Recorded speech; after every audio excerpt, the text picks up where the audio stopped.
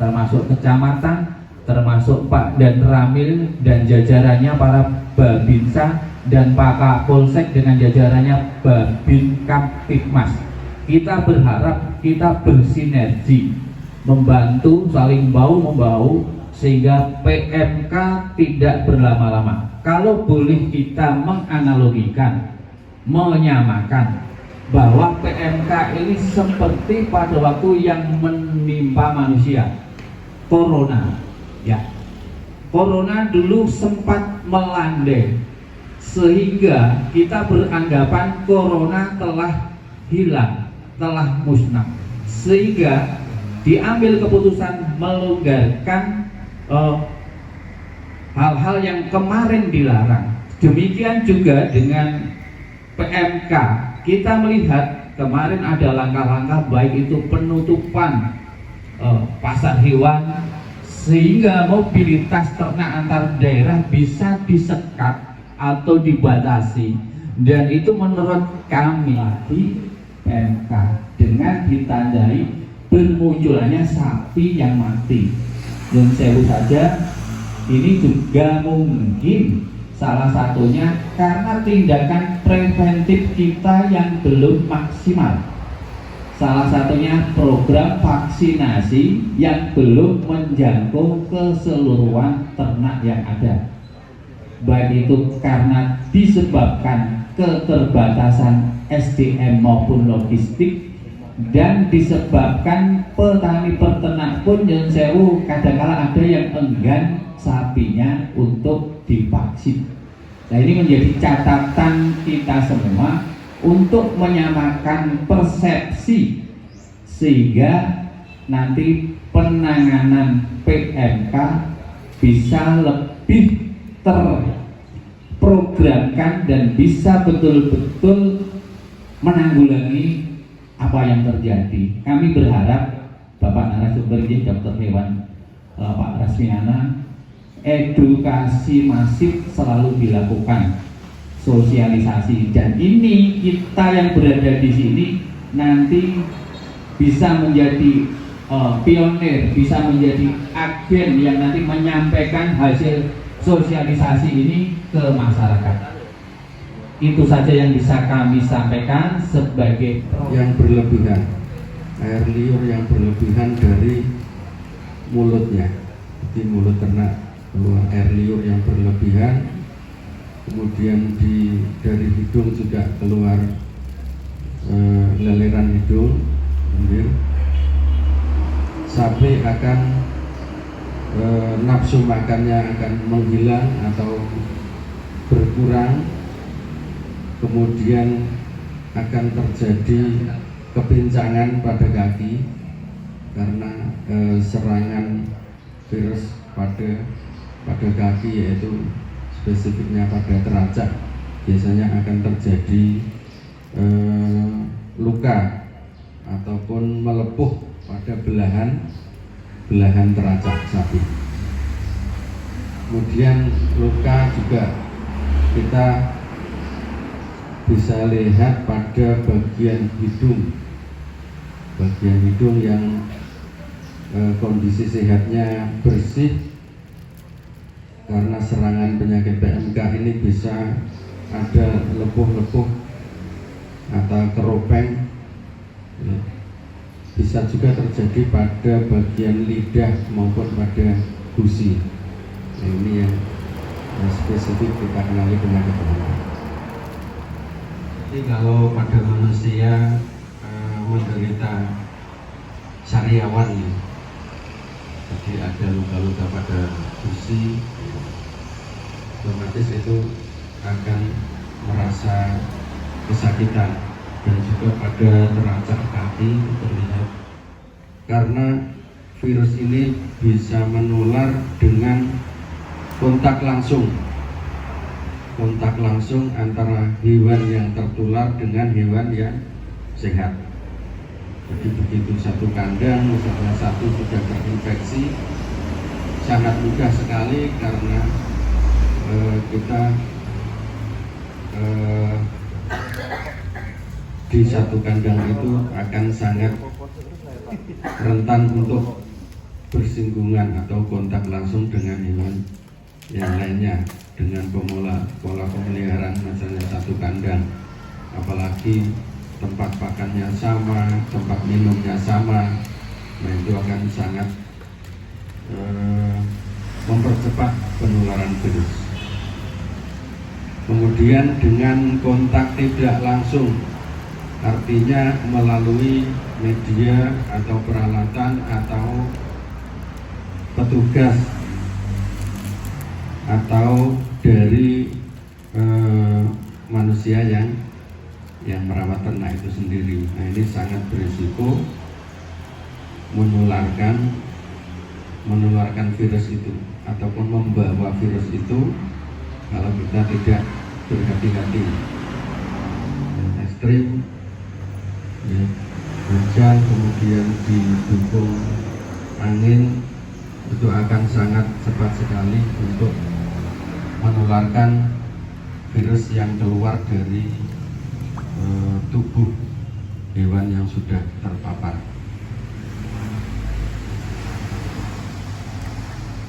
Bapak Ibu, sangat menurun produksinya karena terpengaruh dari infeksi ini. Kemudian kematian yang mendadak, nah ini bisa terjadi terutama pada mengobati virusnya, tapi mengobati infeksi-infeksi yang mengikuti akibat virus PMK ini. Jadi mengobati infeksi sekunder. Nah, yang bisa untuk melawan virus itu sebenarnya yaitu antibodi. Antibodi dari tubuh hewan itu, baik itu dari vaksinasi maupun secara alami dari tubuh hewan. Kompensasi kerugian, ganti kerugian, yaitu untuk ternak yang mati karena PMK. Yang nanti akan kita upayakan jikalau memang kebijakan dari pusat yang tahun kemarin masih berlanjut sampai sekarang terkait dengan penggantian kompensasi. Jadi kami minta tolong terkait yang mati itu tadi segera dilaporkan, kemudian ada bukti foto-foto, kemudian nanti kami akan membuatkan visum dan juga dari pemerintah desa setempat membuatkan surat keterangan kepemilikan hewan dari pemerintah desa setempat. Kemudian dilampiri fotokopi KTP ternak. Wilayah terjangkit, tadi disampaikan kalau sudah terjangkit memang tidak bisa dilaksanakan vaksinasi. Ya untuk itu saya pesan tolong sampaikan ke warganya selalu memberi jaga kebersihan lingkungan, tentunya lingkungan kandangnya maupun kebersihan binatang ternaknya. Karena saat ini sudah mewabah menular di wilayah kita. Bagaimana caranya kita bisa menyiasati untuk menanggulangi musibah ini. Kemudian untuk sapi yang sudah mati, tadi sudah disampaikan Pak Dokter bahwa kemungkinan akan diajukan biaya ganti rugi atau ibaratnya santunan meskipun berapa persennya tidak tahu. Untuk itu sebelum dikubur, tolong nanti di foto dulu terutama Babinsa yang di lapangan, saya minta selalu aktif ke wilayahnya, ya selalu aktif ke wilayahnya, karena sampai detik ini pagi ini tadi masih saya mendapat laporan dari Babinsa Jajang masih ditemukan ada beberapa ekor sapi yang masih mati. Untuk dokumentasi tadi sudah disampaikan, terutama foto, karena keterbatasan tenaga medis tentunya hewan di wilayah. Mungkin kalau kandang itu dari papan mungkin bisa satu dibuat seperti jendela kan ya, satu atau dua, sehingga kandang ini tidak lembab. Kemudian yang paling penting lagi, ketika sudah suspek atau sudah menunjukkan gejala klinis nih Mas Ras, itu segera pisahkan dari yang sehat. Kemudian sebaiknya kalau peternak tidak bisa ibunya tidak bisa membantu merawat ya, rawatlah dulu ternak yang sehat. Setelah itu baru rawat ternak yang sakit. Istilahnya memberi pakan dulu ke yang sehat, memberi minum dan sebagainya, baru ke yang sakit. Karena setelah merawat yang sakit ini, panjenengan keluar atau peternak ini keluar dari kandang harus segera mandi bersih sampai dengan keramas ya. Kemudian baju semua yang dipakai ini sebaiknya langsung masuk ke larutan sabun. Ngaten nggih Mas Ras. Itu salah satu. Ini kita dalam rangka sosialisasi penanganan penyakit PMK secara masif. Jadi mulai hari ini, kemarin arahan dari rapat lintas sektoral Satgas PMK Kabupaten Blora, kita melaksanakan sosialisasi lebih masif lagi di tingkat kecamatan. Hari ini ada 5 lokasi yang dilakukan acara yang sama. Ini di Kecamatan Sambong, Kecamatan Ngawen, Kecamatan Cepu, Kecamatan Kradenan. Jumlah populasi sapi kita di Kabupaten Blora itu kurang lebih 278.000. Yang divaksin sudah berapa Pak? Yang divaksin sudah mencapai 58.000 ekor. Masih terlalu kecil ya Pak? Iya, memang capaian kita masih terlalu kecil karena kita juga keterbatasan petugas dan lain-lain. Ini ke depan kita akan tingkatkan penambahan personil melalui pelatihan, mungkin dari unsur TNI dan Polri ataupun swasta yang siap untuk membantu pelaksanaan vaksinasi ini. Kita memang kemarin, di tahun kemarin itu banyak sekali kegiatan ya, dari pusat. Jadi ada kegiatan vaksinasi, ada kegiatan pengobatan sendiri ternak-ternak yang sakit, ada kegiatan yang juga simultan yaitu penandaan ternak. Jadi tenaga kita terbatas, kita memaksimalkan yang ada, tapi di samping itu juga kita pengawasan perkembangan kasus, dan kita ternyata juga masih istilahnya kewalahan dengan penyebaran ini. Kalau di Kecamatan Ziken itu yang banyak sudah terpapar. Kalau yang sudah ada kematian ya di Desa Janjang itu kurang lebih ada, sampai hari ini tadi ada 13 ekor. Di Desa Keteringan kemarin laporan ada sekitar 8 ekor.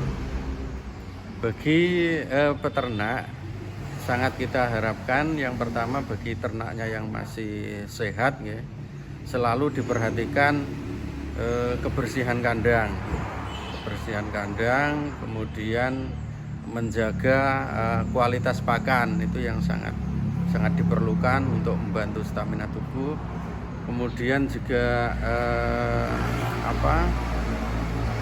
kondisi kandang yang sirkulasi udaranya bisa nyaman, kemudian penerangannya, sinar matahari bisa masuk agar suhu kandang juga nyaman bagi ternak, dan akhirnya ternak bisa kita kendalikan kesehatannya. Dan bagi ternak-ternak yang sudah terpapar, peternak kita sangat kita harapkan harus rajin-rajin merawatnya, dari segi perawatan kebersihan kandangnya, dibantu dengan penyemprotan desinfektan, baik itu bisa menggunakan desinfektan yang dari pabrikan maupun bahan-bahan desinfektan yang ada di sekitar, misalnya dari deterjen, dari air kapur dan lain sebagainya yang bisa kita gunakan. Di samping itu juga pemberian asupan pakan yang baik untuk ternak kita. Ya, terkait dengan kompensasi ternak ini kita masih menunggu kebijakan dari pusat. Di tahun kemarin pemerintah pusat memberikan kompensasi pada ternak-ternak yang mati karena virus PMK, dan harapan kita di tahun ini juga ada perhatian dari pemerintah pusat juga terkait dengan kompensasi ganti rugi kematian ternak. Dan yang perlu diperhatikan dari peternak, jika sampai ternaknya mati yang terduga karena PMK ini, segera dilaporkan ke petugas, kemudian petugas mendatangi lokasi untuk melakukan visum atau pemeriksaan bahwa ternak-ternak itu yang mati itu betul-betul karena PMK, dan nanti didukung dengan surat kepemilikan dari desa setempat gitu.